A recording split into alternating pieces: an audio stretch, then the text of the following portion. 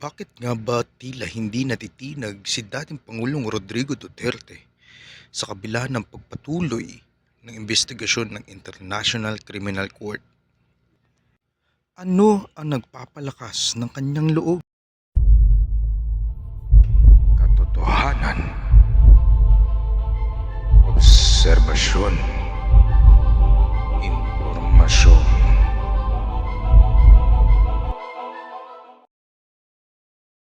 Noong 2019, opisyal na kumalas ang Pilipinas sa Rome Statute, ang tratado na nagtatag sa ICC. In the first place, why are you interfering in the affairs of my country and other countries? And who gave you the authority? By what divine law gave you the authority to prosecute me in a foreign land? Tapos ang nakaupo, puro kayo mga puti na ulol. You must be crazy.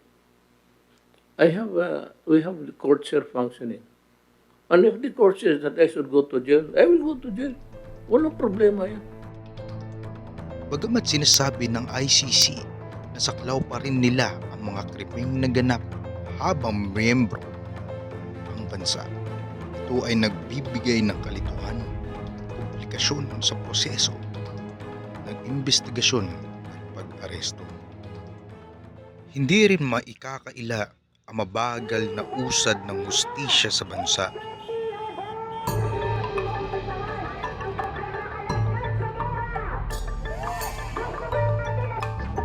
Araw na ito ay araw ng mga mamamayang nag-aaklas para manghingi ng hustisya sa mga patuloy na karasang nangyayari sa ating lipunan. Hustisya! Hustisya! Para sa lahat ng mga biktima ng extrajudicial kill!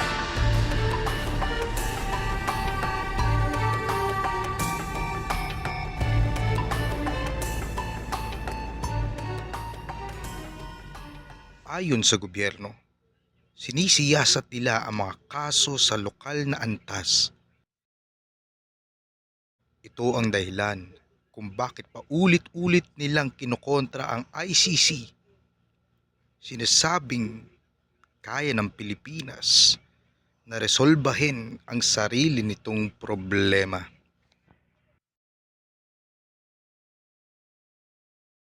Sa ilalim ng kasalukuyang administrasyon ni Pangulong Ferdinand Marcos Jr., malinaw na hindi nila balak ay pagtulungan sa ICC. Ang posisyon ng gobyerno ay isang banta sa soberanya ng bansa. We do not cooperate with the ICC. That is the position of this government. Hindi naman kami haharang doon sa mga ICC. Hindi lang kami tutulong. Ngunit kung pumapayag siya na makipag-usap siya o magpa-imbestiga siya sa ICC, nasa kanya yun. Wala nang kaming desisyon doon. We have obligations to Interpol and we have to live up to those obligations. Malaki rin ang tiwala ng ating dating Pangulong Duterte sa kanyang pagiging popular.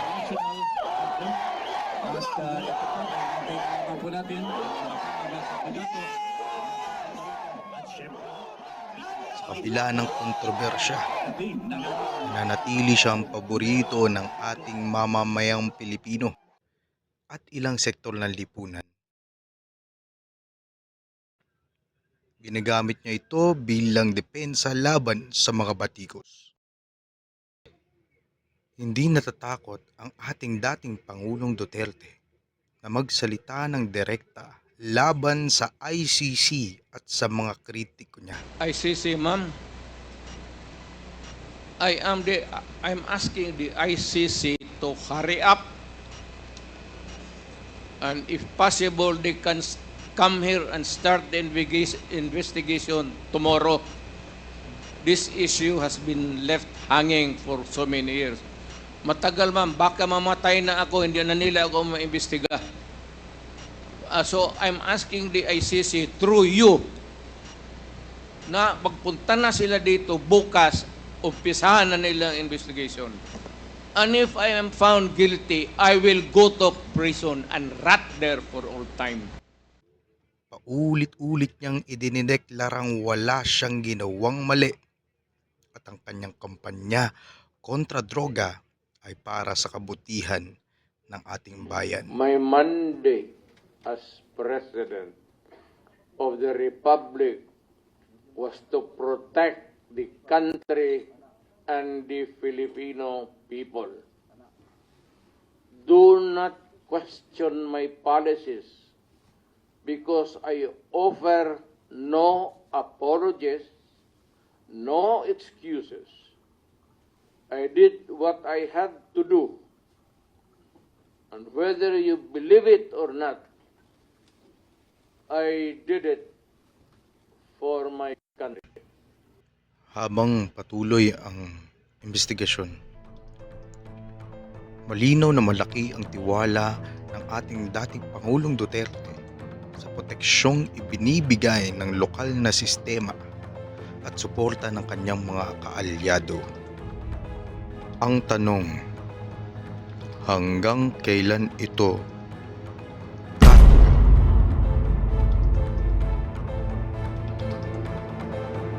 Kung gusto mo pa ng ganitong malalim na content, huwag kalimutan mag-subscribe at i-click ang notification bell